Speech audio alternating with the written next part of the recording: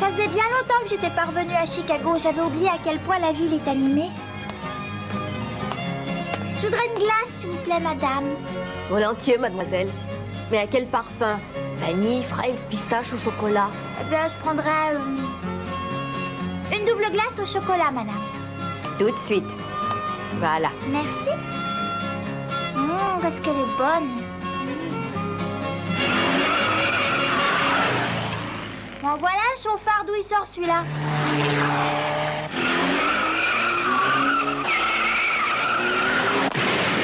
Il est complètement fou.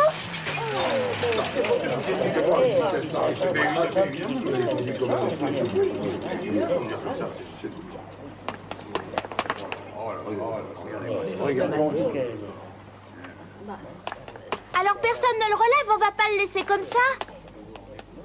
J'espère que c'est pas grave. Oh, mais c'est Neil. C'est toi, Candy? Il n'est que légèrement blessé. Laissez-nous, je vais m'occuper de lui. Que fais-tu là? Eh bien, tu vois, je reprends ma place à l'hôpital.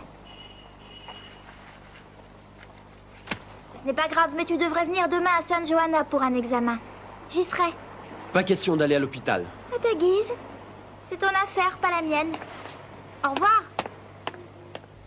Il ne changera jamais. C'est la seconde fois qu'elle prend soin de moi. Candy, moi qui croyais la détester, comment se fait-il que je ne cesse de penser à elle? Que je sois comme hanté par son image. Mes belles oranges, mesdames, mes belles oranges! Achetez mes belles oranges de Californie! De Californie? Oh, elles sont très jolies et appétissantes. Je vais vous en acheter pour offrir à quelqu'un que j'aime beaucoup. Mais faites votre choix, madame, elles sont là pour ça. Ces fruits sont pleins de vitamine C et je suis sûre que le jus d'orange fera du bien à Albert. Et à moi aussi. Et je vais m'en offrir une. Après tout, je crois que je l'ai bien mérité. Je vous en prends 2. 2? Mais pourquoi 2 seulement? Je ne les vends pas par 2, je ne les vends que par 5, madame. Quoi, moi, madame? Vous ferez une bonne affaire, votre mari sera bien content, vous verrez ce que je vous dis, madame.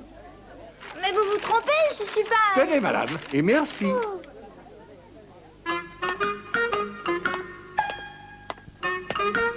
J'aime pas du tout ça. Pourquoi m'a-t-il appelé madame? J'ai pas encore l'âge tout de même. Oh.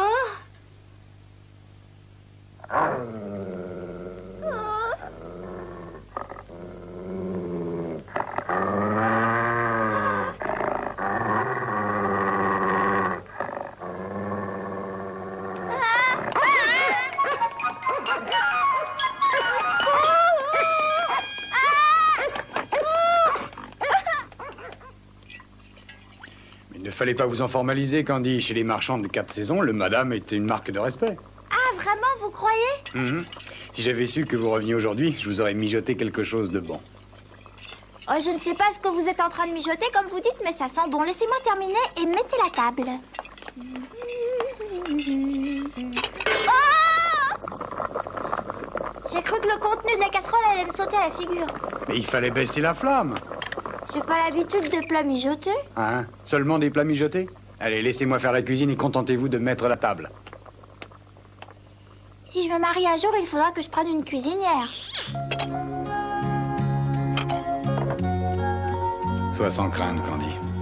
Pour te faire aimer de celui qui deviendra ton mari, tu n'auras pas besoin de le prendre par la gourmandise. Il te suffira de rester toujours tel que tu es.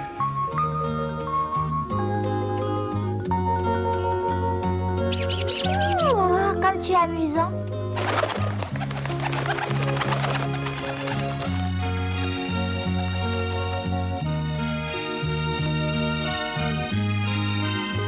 À l'hôpital volant de Greta, on était plus à l'étroit. Il y a de quoi se sentir perdu ici. Il faudra que je m'y refasse. Candy? Quelqu'un demande à te parler. Quelqu'un qui est-ce? Un homme, il est dans le grand salon. Dans le grand salon? Un homme? Qui ça peut-il être?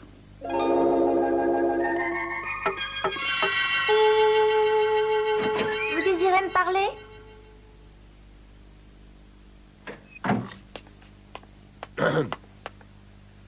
Non. C'est toi, Neil, la personne qui voulait me parler? Oui, il fallait que je te voie. Ah oui, et pour quelle raison? Pour me refaire mon pansement.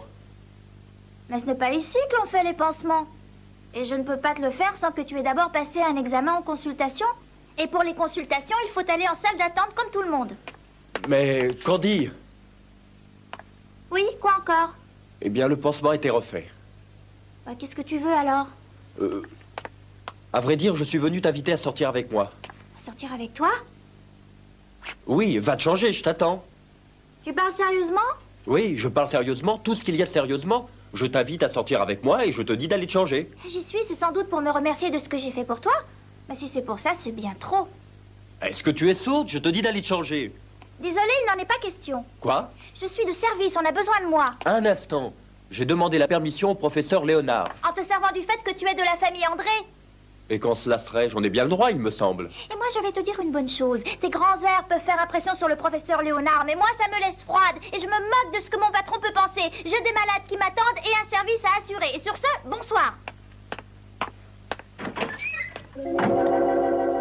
Quelle petite peste! Sortir avec moi? Il est fou? Excusez-moi.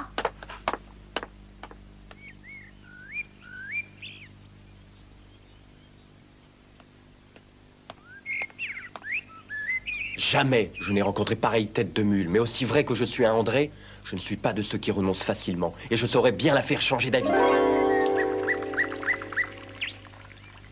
Et vous voudriez que je vous dise comment un garçon doit s'y prendre? Oui, un de mes amis est tombé amoureux d'une jeune fille et il ne sait pas du tout ce qu'il doit faire pour attirer son attention. Eh bien, à mon avis, il doit commencer par faire preuve de délicatesse et lui demander ensuite poliment si elle veut sortir avec lui. Faire preuve de délicatesse et de politesse. Oui? Écoutez, il faut que tout ceci reste entre nous. Bien sûr, monsieur.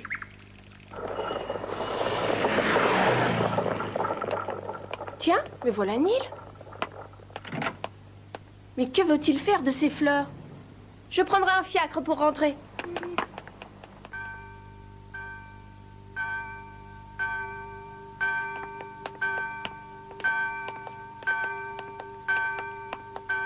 Au revoir, Candy, à demain. Oh, mais c'est Neil. Bonjour, Candy. C'est moi que tu attendais? Oui. Neil et Candy. Il avait rendez-vous avec elle. Je t'ai apporté des fleurs pour que tu acceptes de sortir ce soir avec moi puisque tu n'es pas de service. Oh. Eh bien, réponds, ne me dis pas que ça ne te fait pas plaisir. Et pourquoi je te prie, faudrait-il que j'accepte? Mais si je t'ai offert ce bouquet et si tu l'as pris, ça veut dire que tu acceptes mon invitation. Tu ne peux plus refuser. Alors je te rends ton bouquet, nous sommes quittes. Et dis-toi une fois pour toutes que je n'ai pas envie de sortir avec toi, ni ce soir, ni un autre soir. J'espère que tu m'as comprise. Et maintenant, laisse-moi. J'ai honte pour mon frère, j'en rougis pour lui.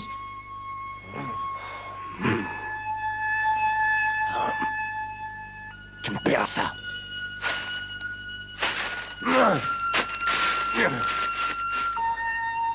Je me vengerai, Candy, tu entends?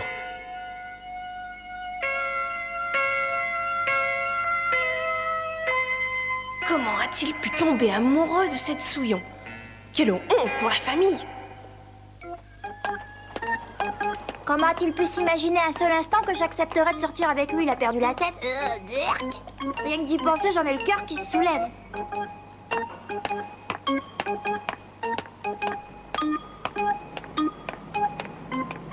Tiens, je prendrais bien une petite crème, ça me remettra le cœur en place et ça me changera les idées. J'en ai besoin. Non, non, pas question. Je ne vous ferai plus crédit, c'est clair? Je voudrais de la crème glacée, s'il vous plaît, madame. Tout de suite, mademoiselle. Encore une fois, n'insistez pas et allez-vous-en. J'ai des clients à servir. Je vous en prie, madame, soyez bonne, je vous paierai. Vous allez me lâcher? Dans ce magasin, on ne sert pas les ivrognes, même ceux qui ont de l'argent pour payer. Sortez et ne revenez pas. Je vous paierai demain, c'est juré. Quand je dis non, c'est non. Ce n'est pas gentil de votre part de refuser à ce pauvre homme ce qu'il vous demande poliment. Oh, de quoi est-ce que je me mêle? Bon, bah, puisque c'est comme ça, je vais vous payer ce qu'il vous doit. Et gardez votre crème glacée, je peux très bien m'en passer. Oh, mais je vous en prie, mademoiselle, Non, ne croyez n'insistez pas pas, que... madame. Veuillez, je vous prie, servir ce pauvre homme et me dire combien je vous dois. Bon, mais c'est bien la dernière fois, monsieur Martin. Oh, monsieur Martin? Oh, merci. Quand je pense que ce vieil ivrogne est médecin, c'est à ne pas y croire. Le docteur Martin, mais oui, bien sûr. Docteur Martin! Vous avez pas reconnu, docteur Martin? Je vous ai eu, vous aussi, n'est-ce pas? Mais je vous remercie, Candy. Mais pourquoi vous faire passer pour ce que vous n'êtes pas? Ah, j'aime bien de temps en temps me livrer à quelques plaisanteries. Oui, je comprends. Mais peut-être feriez-vous mieux de vous consacrer davantage à votre clientèle? Oh, ma clientèle est assez nombreuse. Le malheur vient qu'elle oublie souvent de me payer. Oh, ça me rappelle que j'ai oublié de vous régler vos honoraires quand vous avez soigné mon ami Albert. Ah, ne parlons plus de ça, voulez-vous, c'est loin tout ça. J'aurais bien voulu savoir ce que vous en pensiez. Il n'aime pas tellement parler de lui-même. Eh bien, je ne peux vous dire qu'une seule chose, Candy. C'est que lorsqu'il aura retrouvé la mémoire, c'est sûrement à vous qu'il se confiera en premier. Et c'est lui qui me l'a dit. Mais en attendant, prenez donc cet objet. Qu'est-ce que c'est? Un casse-tête japonais. Quand on est énervé, ça fait prendre son mal en patience. Et je vous ai trouvé un peu nerveuse tout à l'heure. Je vous remercie, docteur Martin. De rien.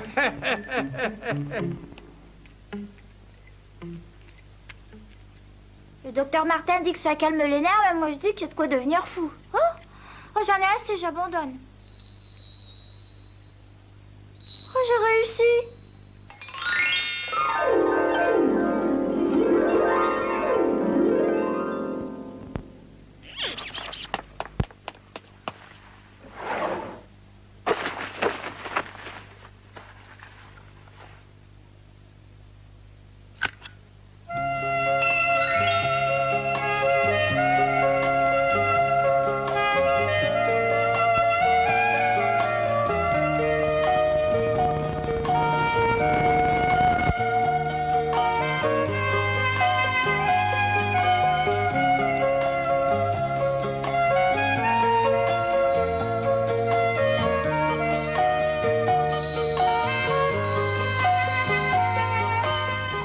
Où es-tu, mon beau prince de la colline? 10 années ont passé, et je l'entends encore comme si c'était hier. Sais-tu que tu es bien plus jolie quand tu souris, ma princesse?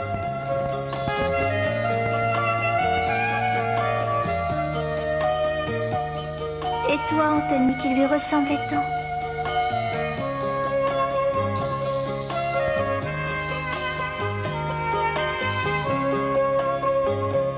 Et Terry, que je ne reverrai peut-être pas, lui non plus.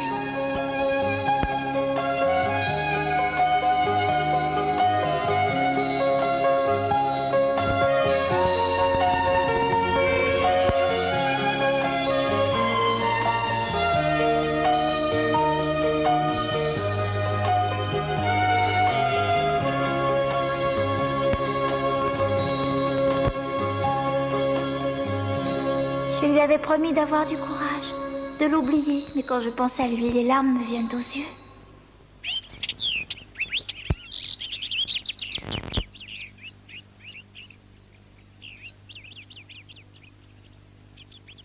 Ni? Où es-tu? Mais où est-il donc? Ah, te voilà enfin, je te cherche partout, nous avons de la visite. La visite? Oui, Daisy Dolman, une amie. Jamais entendu parler. C'est une ancienne amie de pension, tu as certainement dû la rencontrer 1 ou 2 fois, mais tu ne t'en souviens plus. Elle m'a dit qu'elle avait très envie de faire plus ample connaissance avec toi. Sa famille n'est pas aussi riche que la nôtre, mais le père est un gros industriel.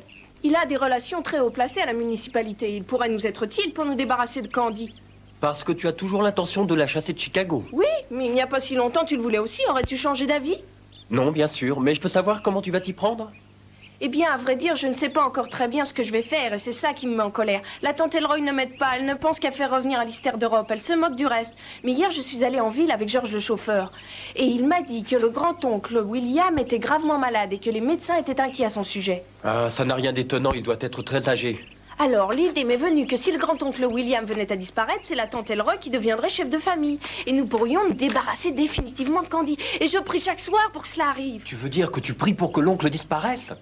Oui, parfaitement. Je ne supporte pas l'idée que Candy puisse vivre heureuse à Chicago à 2 pas de nous. Et jamais je ne pourrai avoir l'esprit tranquille aussi longtemps que je n'aurai pas réussi à l'envoyer au loin. Ah, oui. Alors fais un effort et montre-toi aimable avec Daisy Dolman. Tu as compris? Oui. Daisy Dolman, une enquiquineuse, je me souviens d'elle.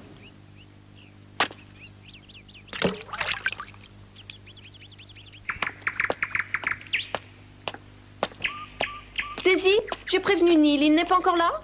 Non, pas encore. Tiens, c'est bizarre, je l'ai quitté il y a une demi-heure et... Mademoiselle, votre frère m'a chargé de vous dire qu'il n'était pas bien et qu'il allait dans sa chambre. Ah oui, vraiment. Ouvre-moi, Neil, c'est moi, Elisa. Neil, tu es là?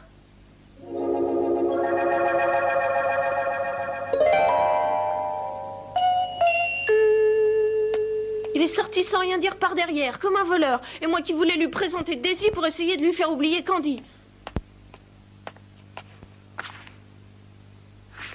Son mouchoir. Oh, la petite peste. Il l'aime, il s'est laissé prendre. Prendre au piège de cette petite intrigante. Jamais je ne lui pardonnerai, elle me le paiera. Quoi? Neil est tombé amoureux d'elle? Incroyable. Mais vrai, maman. Et je crains fort que cette fille ne veuille aller plus loin et cherche à se faire épouser, tout simplement.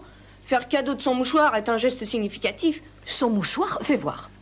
Et Snigo le garde comme un trésor.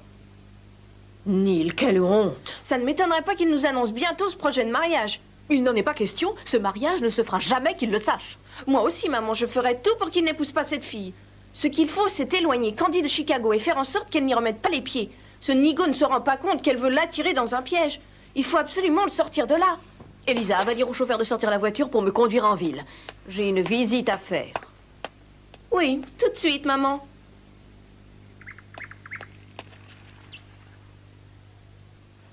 Maman, je vais t'y accompagner. Non, tu es trop jeune pour te mêler de cela. Allez, chauffeur, en route. Voilà une affaire définitivement réglée. Pardon, qu'est-ce que vous dites, mademoiselle? Moi? Oh, rien.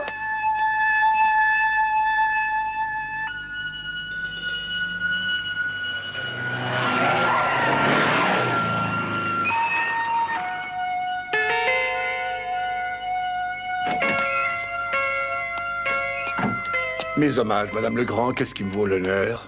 Je voudrais avoir un entretien avec vous au sujet de Candy. Au sujet de Candy Neige-André? Oui, je voudrais que vous la mettiez à la porte. Que je la mette à la porte? Mais pourriez-vous au moins me dire pourquoi? Je préfère ne pas vous le dire, monsieur Léonard. Dans ce cas, je suis désolé, chère madame, mais je ne puis renvoyer une employée sans une raison valable. Écoutez, monsieur Léonard, je présume que vous devez tenir à votre poste de directeur de cet hôpital. Quoi? Il me suffirait de prier mon mari de ne plus subventionner Sainte Johanna pour que vous ayez à en pâtir. Vous n'allez tout de même pas mettre dans la balance le sort de cette fille contre le vôtre. Vous la détestez donc à ce point, madame? Je veux à tout prix qu'elle quitte Chicago. Soit.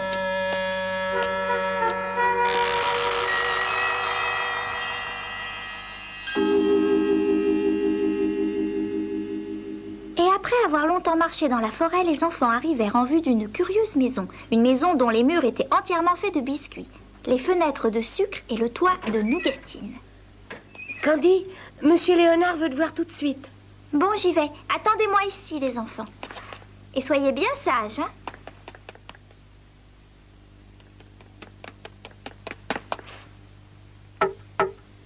Entrez.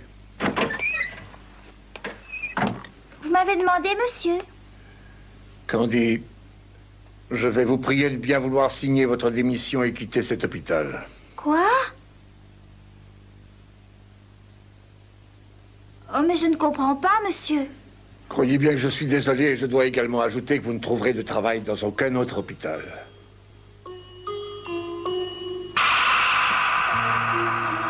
La foudre vient de tomber aux pieds de Candy. Son cœur s'est arrêté de battre. le sang de couler dans ses veines. Elle ne peut s'imaginer qu'elle va devoir quitter une ville dont toutes les portes vont se fermer devant elle et qu'elle est devenue une proscrite.